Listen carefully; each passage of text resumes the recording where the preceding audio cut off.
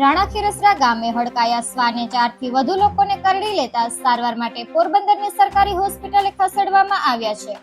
ઈજાગ્રસ્તોના જણાવ્યા મુજબ આ શ્વાને 10 થી વધુ લોકોને બચકા ભર્યા છે. રાણા ખીરસરા ગામે હડકાયા શ્વાનનો ભારે આતંક જોવા મળ્યો છે.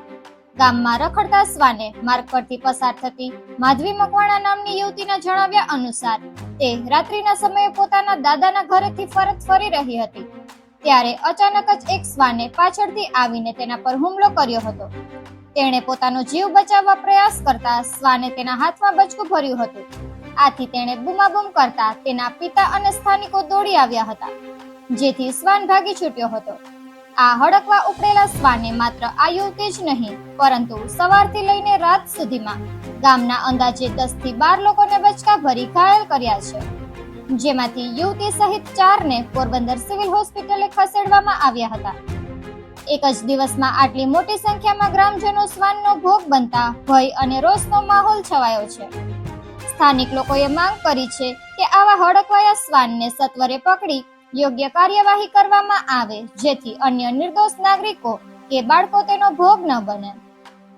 નિપુલ પોપટ, પોરબંદર ટાઈમ્સ.